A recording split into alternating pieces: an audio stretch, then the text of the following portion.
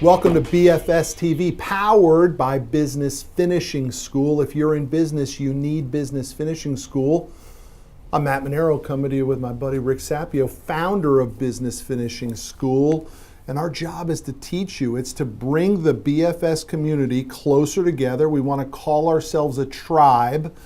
And that's why we've converted to BFS TV, to give more content, unique content, direct conversation that connects to the core principles of what Business Finishing School is. So I hope you enjoy these as we bring them to you. I hope you share them with your friends. I hope you share them with your coworkers. Heck, share them with your competitors for all we care. Let's just get the message out and let's expand the size of the BFS TV and Business Finishing School tribe. Today, my friend, we're talking about something never been discussed in the history of Business Finishing School.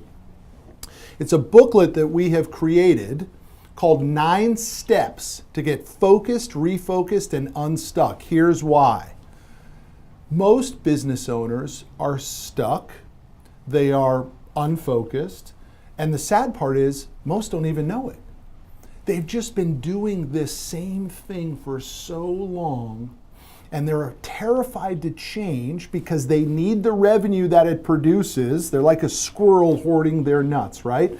And so they simply say, should I hire that team? No, we should just stay where we are. Should we expand our market? No, we shouldn't. It's just too risky. Let's just stay where we are. And before we know it, we just end up living in this rut and we don't even know it.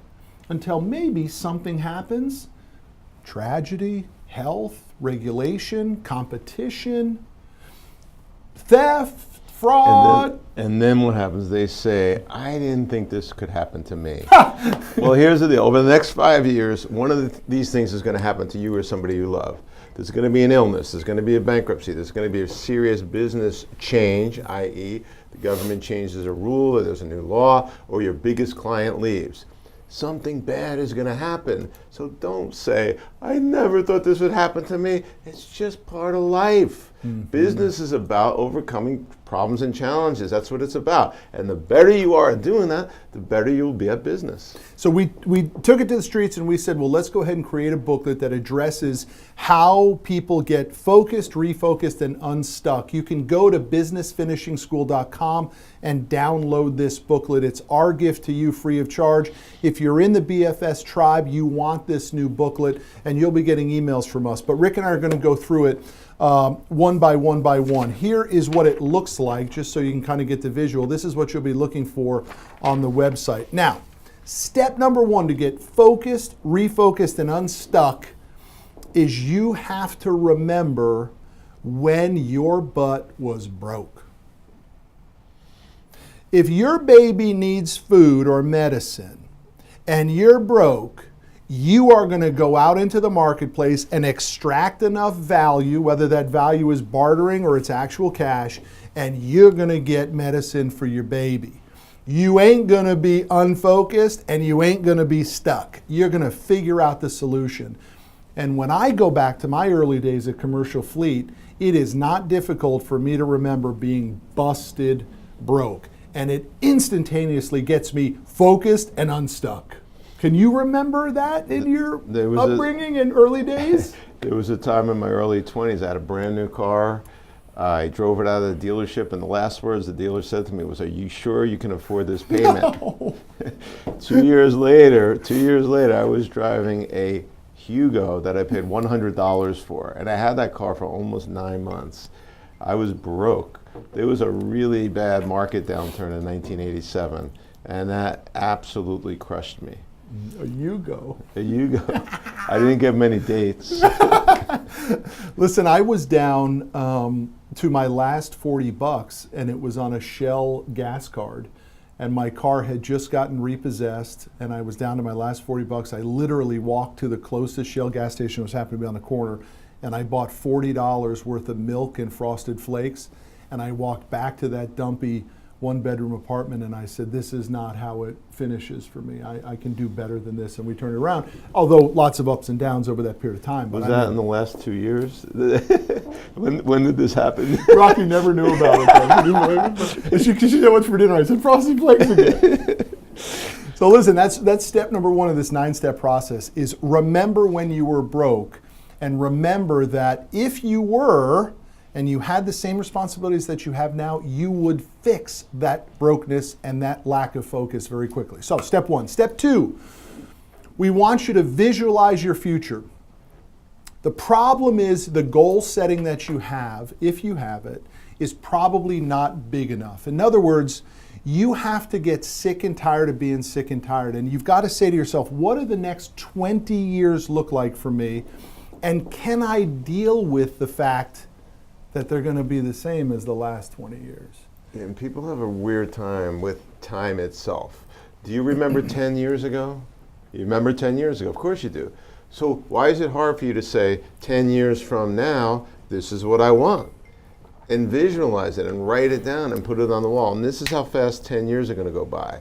I love the Bill Gates quote. He says, people always overestimate what they can do in 1 year, but they severely underestimate what they can do in 10 years. 10 years from now, you could own the world. You could do whatever you want.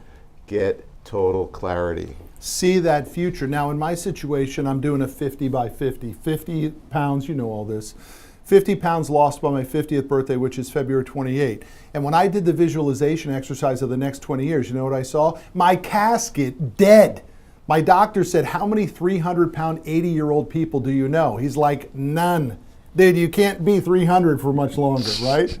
So the visualization exercise for me triggered, oh my gosh, I've got to get serious about losing this extra weight, and I will win the 50 by 50 that I committed to myself. The question is, I'll still be 265, and my trainer thinks I should be 225. You realize I was at 331 to 315 when I did the 50 by 50 to 225 is 90 more pounds. But you can't look at it like that. I told him, I have a friend, he's the same height as him. He weighs 160. He goes, 160? I can't weigh 160. But that's the story he's telling himself. Here's the bottom line. You could achieve anything. You really can. And don't we tell that to our kids all the time? Why aren't we telling that to ourselves? I hope we tell our kids that. We do. But why don't we tell it to ourselves? So here's the thing. Visualize your future and commit. Make a commitment. How do they make the commitment? Well, for me, it's easy. I saw my fat butt in a casket. And that was a very simple deal for me to say that if I do that, knowing that I had the opportunity to fix it, that would be major failure for me. But it doesn't have to be in fatness. Why couldn't it simply be in success or with money? It doesn't it doesn't have to be that it's just in my own version of it. I mean, you should be thinking about it in your money situation too. And also maybe in the unhappiness at work and the aggravation at work and the chaos at work. How much longer can you really deal with all that stuff? You can't. Eventually, if you want to change, you got to change. Yep. So make that commitment, write it down, tell people about it, put it on the wall, get into an accountability group, have people hold you accountable to that. So that's the second step. All right, step number 3. I'm huge on this one. I believe that talk is cheap. I want to know, who are you watching, who are you listening, and who are you reading? In other words, what information are you feeding this superpower called your brain? Yeah. We just came out with a book called Who's in Your Room, and the subtitle is The Secret to Creating Your Best Life. And the bottom line is, you are the product of the 5 people you spend the most time with, period. So if you want to upgrade your life, you got to upgrade the people you're hanging out with. Period. There's no ifs, ands, or buts about that. It's the question you should be asking yourself. Who are you watching, reading, and listening to this morning on your way to work? And if the answer is I listen to country music and sports talk radio, I would challenge you. It's one of the reasons why you're feeling unfocused and stuck. Absolutely. Feed the brain. We often say at our Business Finishing School Growth Summit, we say, if we were going to follow you around for an entire day, from the moment you wake up in the morning at 5:30 a.m. to the moment you go to bed at 10 p.m., what are you doing with your time? And it shouldn't be sports and media and things that you have zero control over, and drugs and alcohol. It should be things that are going to help you get to your objective. Working out, meditating, working on your business plan, hiring solid people, hanging out with your accountability group, hanging out with your spouse, going on date night, building relationships with your kids. getting involved in organizations that are going to propel you. That's what you should be spending your time on, and that's exactly what Matt's talking about. So next step on it, I'm going to move a little bit on the business side of it here, which is you need to redefine your ideal target customer. The reason that you are unfocused and stuck at times is because the rut that your customer base puts you in. You've got to figure out what customer that you've done business with is the easiest customer to do business with. Now, my business of truck financing, we've identified our ideal customer as what we call a 557. 5 years in business, 5 trucks in their fleet, and a 700 credit score of the owners. So for me, when I work with that customer, it gets approved instantaneously. We spit out the contracts, we fund the transaction, the custo's happy because we give them a competitive rate. But when my sales guys will bring me a deal and I'll say, well, how does it fit against our ideal customer score? And they'll be like, well, it's a 00650. That means no time in business, no units in the fleet, and a 650 credit score. I'm like, sounds like a problem. Sounds like it's going to be a tough deal. Not our ideal customer, but I would bet when you feel unfocused and stuck, it's because you're working on these deals. These are square pegs trying to be pushed into a round hole. And doesn't this lead into the next step, which is to fish in the right pond? It does. Mm-hmm. Yeah, oftentimes we go fishing in a bass pond, but we're looking for tuna fish. Well, why are you there? So I see this a lot I have 5 sisters, and I saw this a lot when they were looking to get married. Like, they were dating people that would be horrible husbands. Why would you do that? And in your business, why would you be dating potential clients that wouldn't make the best long-term enduring clients that you could build your business around? So you referenced the next step. Look, now that we have our ideal customer, do you know where you can go find it?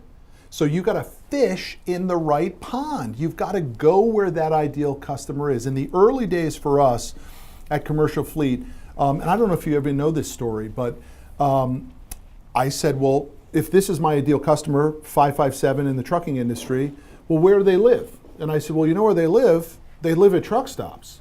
So I had this old beat up Suburban, and I had this sign made, and it said truck financing here, with 2 pieces of wood. And when I opened up the panel doors on the Suburban, you remember those Suburbans? Yeah. I could slide the wood down the jamb on both sides, and it fit perfectly with truck financing here with 2 arrows.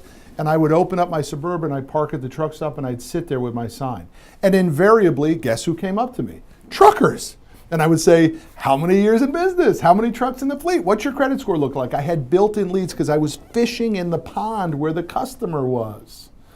And how many times do we not even know where to go? Now, you can go to LinkedIn right now for any business you want. You could type in, for me, if I want to finance tow trucks, I could type in CEO Towing Company, Dallas, Texas, and it'll tell me every CEO on LinkedIn, which is pretty much everybody, right? Yeah. I could buy lists. I could go to Sales Genie. I could go to Info USA. I can buy every trucking company in Oklahoma City with $5 million in revenue with an A credit rating. Boom, I'm fishing in the right pond. Yeah, one thing I want to share, and I'm not sure how Matt feels about this, so we're going to have a discussion that we didn't prepare for, but I don't like, nor do I believe, when salespeople say, hey, sales is a numbers game.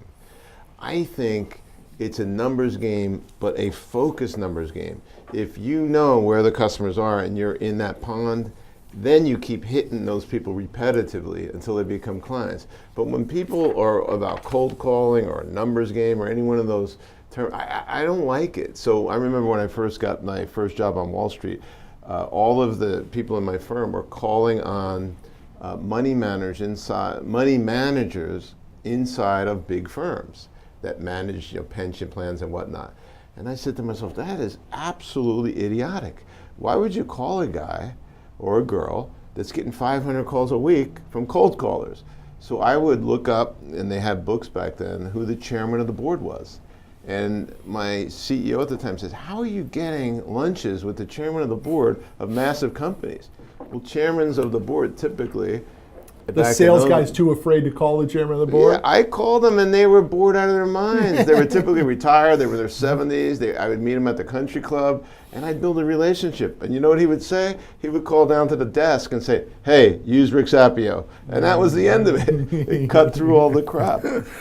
Look, I believe there's always new ways to do everything. I unfortunately learned the game cold calling, dialing for dollars, making money, not making money, making money, not making money, yellow page stuff, and I just put a lot of force in the marketplace. Today, if I had to rebuild my book of business, I would absolutely be using Google and LinkedIn, and I would be making less phone calls with a lot more research before I made each call. You would in effect create your own pond. I would create my own pond, and it has never been easier and never been cheaper to do. So let's go to our next step. Look, I believe you get unstuck and you get refocused when you create daily goals. You don't have to build this massive lifetime goal. It's sort of like saying, and how many times have we said this to ourselves or heard people tell us to this, I'm gonna start to diet on Monday. Dude, if you say you're gonna start to diet on Monday, you ain't losing the weight. The people who lose the weight say, I start today, right now.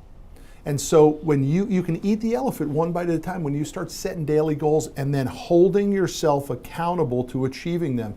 Most people set these massive goals that they don't have any idea how to even start, Rick. Amen. So here's the thing. I think oftentimes we have fear. And fear is what? You ever hear the... false evidence appearing real? Yeah, false evidence appearing real. That's what fear is. That's why we don't start right now. We've given you 7 or 8 tips right now that you could start right now. So pull out a pen, take some notes, start right now. All right, I don't even know what number we're on, but here's the next one. Be intentional with your actions. Most people never know why they are doing what they're doing. What is the end result that you're looking for? I want to go to the gym for what? Do you want to just burn calories because you know you're going to have birthday cake tonight? Great. Just give you the intention for the action, because actions without intention will usually get done halfway. But if I got a dress, did you hear what I was about to say? If I got a dress I got to fit into? He's got something he needs to tell us all. If there is a dance coming up and you need to fit into that dress, your butt will be in the gym more than if that dance doesn't happen with that dress you got to fit in. Yeah, I talked about having 5 sisters. Whenever they got married, they lost a lot of weight. What do you think happened right after the wedding? It all went back on. No, but here's the thing. You know, there's a great book called The Power of Habit. Charles Duhigg wrote the book, and he said that more than 95% of what you do and what I do on a daily basis is completely unconscious and habitual. That's insane. He says if you want to have more success in life, you've got to stop the habitual, unconscious stuff that you do every day, including grabbing a beer, turning on sports, reading news, doing things that aren't going to help anybody. So, all right, our last one. I believe this is how you get yourself focused and unstuck. When you start to make promises to people that you're not exactly sure how you're going to keep them. I promise you, you will have that quote by the end of the day today. I promise you that I'll be at the gym twice. I promise you that I won't eat sugary foods. I promise you that I will not miss date night. When you start to make promises that you keep, it begins to rebuild the confidence, and the little celebrations along the way. They're little wins, and those little wins are very vital to a transformational change, which is what happens when you get unstuck and you get refocused. Yeah, you need to build up that promise, intent, and execute muscle, right? Yeah, So- and you do it even more structured, and it's going on the calendar. This is a rhythm that exists, and we don't break rhythms. Yeah. You know? So, you know, an interesting thing in my personal life, I asked my wife if she'd like to go out to dinner once a week. So she goes, sure. This is on our first or second date. And I said, okay, let's do it every Monday. She goes, every Monday? I go, yeah, every Monday, because the restaurants are empty. And we don't miss 15 years every Monday at 7:30. We often go to the same restaurant. So what happens? It's a rhythm. It's a heartbeat. It happens every week. The kids know, the babysitter knows, the employees know, the neighbors know, everybody knows. Yeah. So that's how rhythms and habits become baked into your life, especially good ones. All right, 9 steps on how you get focused, refocused, and unstuck. It's available to you free of charge to the BFS community, the BFS tribe. Go to businessfinishingschool.com. You'll see where you can download it. Remember, if you're in business, you need Business Finishing School.